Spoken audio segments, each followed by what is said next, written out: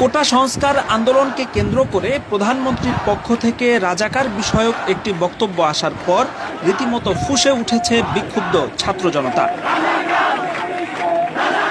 এমনকি ক্ষমতাসীন ছাত্রলীগের মধ্যেও গণপদত্যাগের হিড়িক পড়ে গেছে। তার মানে কি মুক্তিযোদ্ধার সন্তান নাতিপুতিরা কেউ মেধাবী না?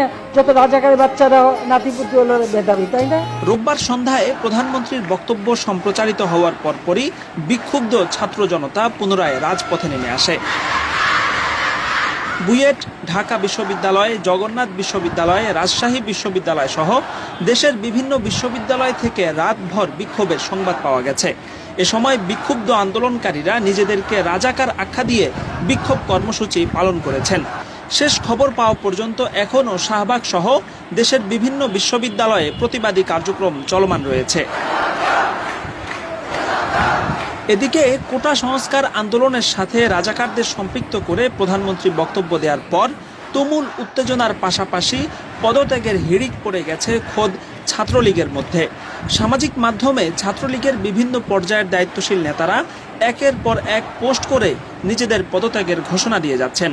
ক্ষমতাসীন দলের প্রভাবশালী ছাত্র সংগঠনের সদস্য হয়েও এমন পদত্যাগকে নজিরবিহীন বলা হচ্ছে।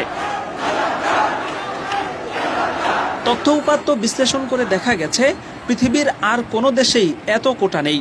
বাংলাদেশের সরকারি চাকুরির ৫৬% বরাদ্দ রাখা হয়েছে হাতে গোনা কিছু মানুষের জন্য।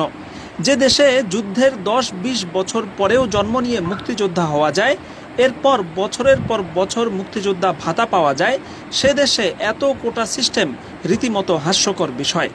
২০১৪ সালে খোদ মুক্তিযুদ্ধ বিষয়ক মন্ত্রণালয় ৮,০০০ ভুয়া মুক্তিযোদ্ধার সনদ বাতিল করেছে। কিন্তু এসব ভুয়া মুক্তিযোদ্ধা যে বছরের পর বছর কোটি কোটি টাকা সরকারি ভাতা গ্রহণ করেছে, সেগুলো তাদের কাছ থেকে ফেরত নেওয়া হয়নি। তাদের এই মুক্তিযোদ্ধা পরিচয় ব্যবহার করে তারা এবং তাদের সন্তান ও নাতিপুতিরা যে সরকারি চাকরি গ্রহণ করেছে, সেখান থেকে তাদের বহিষ্কার করা হয়নি। এমনকি ভুয়া তথ্য দিয়ে মুক্তিযোদ্ধার সনদ নেওয়ার কারণে তাদের বিরুদ্ধে কোনো ফৌজদারি কার্যক্রমও গ্রহণ করা হয়নি।